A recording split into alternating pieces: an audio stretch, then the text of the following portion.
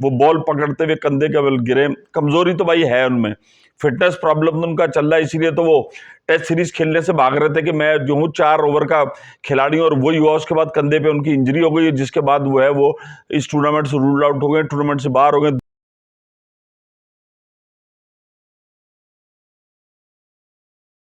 हाँ भाई, आज तो 2 मैच खेले गए, डबल हेडर था। एक मैच लाहौर के अंदर खेला गया जो कि पेशावर जल्मी और लाहौर कलंदर, और दूसरा मैच मुल्तान सुल्तान और कोयटा ग्लैडिएटर के दरमियान था। यार जिसे कहना चाहिए ना, दोनों ही जिसे बेहतरीन मैच हुए। पेशावर जल्मी ने भाई आज बाबर आजम भाई चल गए और उन्होंने 211 रन कर दिए, और जब 211 रन किए में हो ना, तो फिर दूसरी टीम जो होती है ना वो बहुत ज्यादा। और भाई शाहीन शाह अफरीदी की कप्तानी अपने को तो बिल्कुल समझ नहीं आ रही।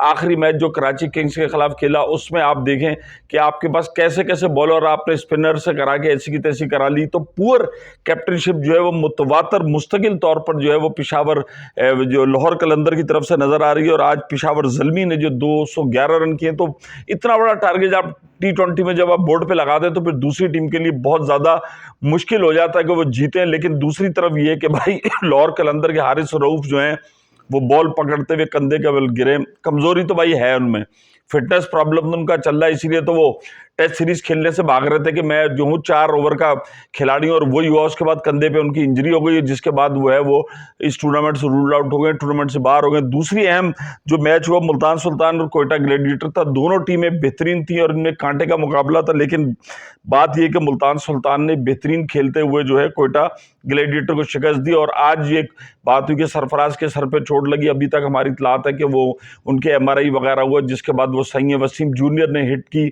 बॉल थ्रो की, जो डायरेक्ट जो है वो सरफराज के सर में लगी, जिसके बाद उनको मुल्तान के मुकामी अस्पताल में ले जाया गया, जहां पर उनके टेस्ट हुए MRI वगैरह हुए, जिसके बाद वो है उनको कहा गया कि वो सेट है। तो अब जो है मैचेस आहिस्ता आहिस्ता अब अगले मरहले में 28 से जो मैचेस हैं वो कराची और पिंडी में शुरू होंगे, जिसके बाद आहिस्ता आहिस्ता होगा। लेकिन अब जो है वो लाहौर कलंदर जिस तरीके से खेला है, तो लाहौर कलंदर की तो जिसे कहना चाहिए कि बढ़ गया। और पेशावर जल्मी आहिस्ता आहिस्ता लग रहा है, आज अच्छी बैटिंग की बाबर आजम ने भी, उनके साथ दूसरे खिलाड़ी साइम अयूब बहुत अच्छा खेले। तो यंग टैलेंट है, कभी ये ऊपर आ जाता है, कभी ये नीचे आ जाता है। और अब तगड़े मुकाबले होने शुरू हुए हैं। अभी तक सिर्फ कोयटा ग्लैडिएटर और मुल्तान सुल्तान ये 2 टीमें थी जो ऊपर जा रही हैं, लेकिन अब जिस तरीके से आहिस्ता आहिस्ता अगर हम बात करें पेशावर जल्मी रिदम में आ रही है, बाकी मैचेस के बाद अगर आती हैं, तो भाई मुकाबला कांटे का होना चाहिए। जब तक कांटे का मुकाबला नहीं होगा, आपस में टीमें टकराएंगी नहीं, चूंकि हैं सारे पाकिस्तान के बाहर के भी खिलाड़ी हैं।